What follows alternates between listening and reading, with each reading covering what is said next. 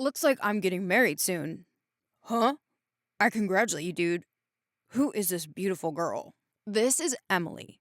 We met her at a party through mutual friends, and we hit it off immediately. She was so outgoing and had such an infectious laugh that I couldn't resist. I realized that this is truly the love of my life. That's great. So, when did you two decide to get married? I think somewhere in a year. A few months into our relationship, we started discussing our future together. But we both knew we wanted to be together forever. So we decided to take the next step and plan our wedding. Are you already preparing? Yes, actually, it's really exciting. Now we have settled on a beautiful open air location, and now we're dealing with other complimentary points such as a restaurant, invitations for guests, and so on. By the way, you're invited too. Wait for your invitation in the mail. Oh man, I'm so happy for you. I will definitely come. Let's keep in touch. 5 months later. Emily cheated on me. I'm just terrified. 2 weeks before our wedding? What? How did it happen? We had a great night out to start with. We enjoyed a wonderful dinner and a few drinks at a fancy restaurant while engaging in deep conversations and savoring each other's company. However, as the night went on, I told Emily about my early morning plans and the need to drive. Despite my warning, Emily wanted to continue partying with our friends. Feeling a little unsure, I decided to trust my instincts and assumed Emily would be safe with our friends. But as I headed back to our apartment, I started feeling uneasy. I immediately texted Emily to make sure she was okay, and thankfully, she replied saying she was having a good time and feeling loved. However, my relief was short lived, as I woke up to the sound of someone trying to break into our apartment at an ungodly hour of 4 a.m. I was overcome by fear and panic as I realized something was not right. Oh, what did you do? At first, I was relieved thinking that it was just Emily returning home, but as she stumbled and fell onto the edge of the bed, I knew something was off. She seemed to be in a daze, and her words were slurred as she rambled on about how amazing her night was. As she reached for her phone, her hand seemed to have a mind of its own, and it slipped from her grasp. Crap, she exclaimed, the sound echoing in the silent room. Without a second thought, she crawled out of the bedroom, leaving me to wonder what had happened to her that night. My mind raced with questions, and I couldn't help but feel a sense of unease as I tried to piece together what had occurred. What happened after that? It was really strange. I woke up in the middle of the night and found her sitting on the couch, muttering to herself in a frenzied way. She was completely lost in her own world and didn't seem to be aware of anything around her. When I asked if she was okay, she started saying weird things about trying to be more mature for me and feeling undeserving of me. It was odd because she'd never talked like that before. It was like she was a completely different person. I tried to calm her down and assure her, but I couldn't shake the feeling that something was off. The last time she talked like that, she ended up cheating on me with a mutual friend while drunk. I went back to bed, but I couldn't shake the feeling that history was repeating itself. It was like my gut was telling me that something bad was going to happen. That's tough, man. Did anything else happen that night? Yeah, Emily came into the room and said that she thinks she has ADHD. She's having trouble reading social cues and zones out a lot. I don't know much about the symptoms, but she's freaked out about seeing a doctor. That's a lot to deal with. How did you feel about that? Honestly, I'm feeling a bit overwhelmed, but I'm trying to be supportive and let her know we'll figure it out together. After she bounced, I crashed back to sleep. And what happened next? Well, when I woke up, I went to check on my girl in the guest room because she didn't want to wake me up. I saw her knocked out in the bed and thought everything was cool, so I went to get ready. But I had this nagging feeling that something was up. So I opened Snapchat and peeped her story. And guess what? She was posted up with some dude I didn't recognize, and they were dancing real close. I hit up our mutual friend, Andy, who was with her that night, and he spilled the beans that she was dancing with him. And get this, they even locked lips at some point. Andy apologized, saying he feels like garbage and it wasn't even worth it. He promised it wouldn't happen again, but he understands if I can't trust him anymore. Andy also sent me receipts of the text she sent him after she got home, talking about how she wanted to kiss him again, to which he replied, "Stop it." That sounds really rough. Yeah, it was. I still can't believe it happened. But I guess it's a reminder that you never really know what's going on with someone, even if you think you do. So, last night was a complete disaster. I found out that my girlfriend kissed one of our mutual friends while we were at the club. Oh man, that's terrible. What did you do?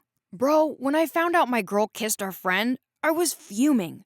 I marched right up to her and woke her up, no chill. I straight up told her that I knew what went down with our friend last night.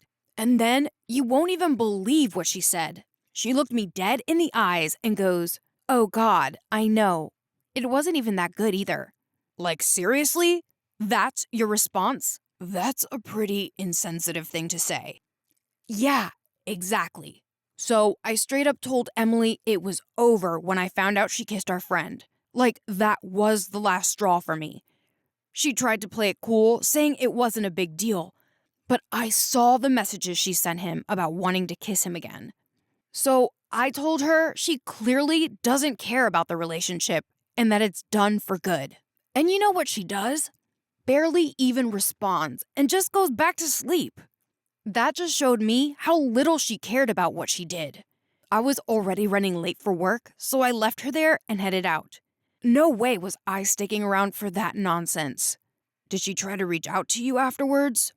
Yeah, she messaged me a few hours later saying she's not sure there's much to say about, but it still happened and she's sorry. I couldn't believe how she was trying to downplay the whole thing, as if it was just a minor mistake. So I decided to call her and confront her again. At first, she was defensive and tried to blame it on the alcohol, saying she didn't know what she was doing. But I wasn't buying it. Not after what I had seen on her phone. I told her that she had betrayed my trust, disrespected our relationship, and hurt me deeply. I reminded her of the promises she had made after the last time she cheated on me, and how she had broken them again. I asked her how she could be so careless with my heart, and how she would feel if I did the same to her. Her response was just okay, as if she didn't care about my feelings at all. That was the moment I realized that it was really over between us, and that there was no going back. I hung up the phone feeling angry, sad, and relieved at the same time. But after all of that drama, she had the nerve to text me a few hours later and say, "I bought you a McDonald's." Can you believe it? What did you say to her?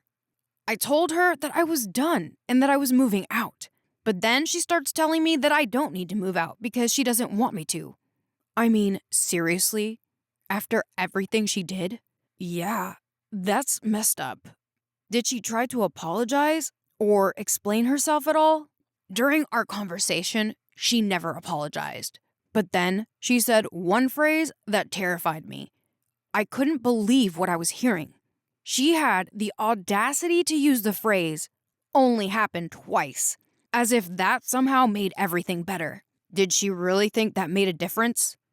I told her that cheating is cheating, no matter how many times it's happened, and that I was done with the relationship. She tried to backpedal and come up with excuses, but at that point, I was beyond listening. The trust was gone, and there was no going back. Oh, I'm sorry, man. That's really rough. As if the situation couldn't get any more absurd, her story just keeps escalating. She claimed that the guy she was dancing with spiked her drink. At first, she didn't want to mention it. According to her, the guy kept buying her drinks after I left, and she only bought one more before he started buying them for her. Supposedly, she doesn't remember anything after having the last drink, and went from being tipsy to completely blacked out. As much as I want to believe her, it's hard not to be skeptical. I don't want to dismiss the possibility that she was actually drugged, but it's just such a convenient excuse for her to use after getting caught cheating.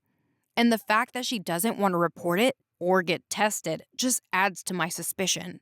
At the same time, I don't want to ignore the possibility that she might have been assaulted. It's a really tough situation to be in.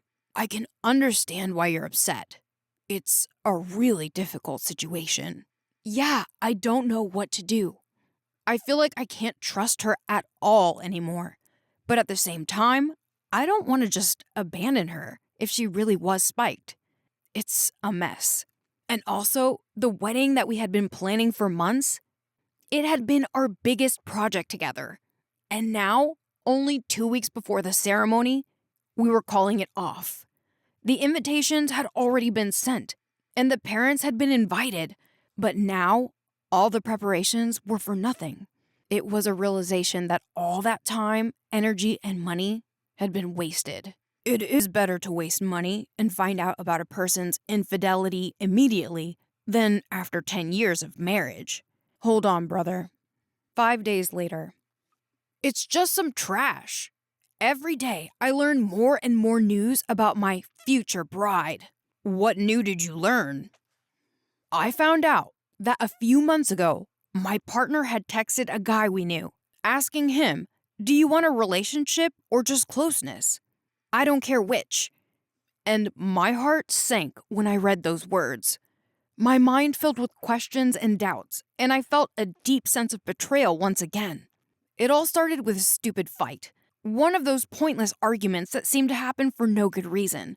But as the night wore on, I began to notice that my partner was getting more and more flirtatious with this guy we knew. I felt uncomfortable, but I tried to shake it off and focus on having a good time. Little did I know that the events of that evening were about to take a turn for the worse. Later, we had a fight. Emily disappeared for a while, and I was left feeling confused and frustrated. And just now, I found out that she had gone to meet the same guy she had been flirting with all night. She lied to him, telling him how handsome he was and how much she liked him. That's terrible. What did you do when you found out? As I pressed for more details, she kept repeating that she had no idea what I was talking about and that I must be mistaken. I couldn't believe what I was hearing. It was like she was trying to make me feel crazy for even bringing it up. As I stared at her, I couldn't help but wonder if she was telling the truth or if she was simply trying to avoid taking responsibility for her actions. It was like I didn't even know the person standing in front of me anymore. I couldn't shake the feeling that something else had happened between her and the guy she had been flirting with all night. I pressed her for more information, but she just repeated the same apologies and didn't offer any explanation. It was frustrating and left me feeling even more confused than before. As we sat in silence, I couldn't help but replay the events of the night in my head, trying to piece together what had happened and why she was acting so strange. To make matters worse, I discovered that she had deleted the messages she had sent to the guy in question. I felt like she was trying to hide something from me. When I asked her about it, she showed me her DMs on Instagram as proof that she hadn't seen the messages. But I wasn't convinced. I had screenshots of the messages that filled in a gap between the casual conversation they had been having. That's so shady. I can't believe she would do that to you. Exactly. And to make matters worse, it turned out that she had been with another guy when we first started dating, and I had no idea about it. How could she keep something so significant from me for so long? I felt like I didn't even know the person I was with. In the end, I made the difficult decision to tell the other guy what had happened. It wasn't easy, but I knew that if I were in his shoes, I would want to know the truth. It was a painful and uncomfortable conversation, but I knew that it was the right thing to do. I couldn't bear the thought of someone else being hurt in the same way that I had been. That's the right decision. No one has yet canceled male solidarity. Oh yeah, apart from what I've already mentioned, there were a couple more incidences that went down. In one of them, she openly expressed her interest in a guy from our friend circle.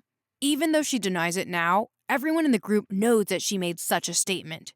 In the other instance, she nearly got involved in a three-way relationship with the same guy and his girlfriend, which came as a surprise and was quite unusual. It sounds like a lot of drama. Yeah, the past few days have been a roller coaster of emotions for me. I never thought I would find myself in this situation again, and it's been tough trying to wrap my head around everything. When I got home from work, I knew what I had to do. I told her that I would be looking for a new place to live at the start of the week. Until then, I split our stuff into 2 rooms so that we could have some space and avoid contact as much as possible. I didn't want to be around her, but at the same time, I couldn't bear the thought of losing her.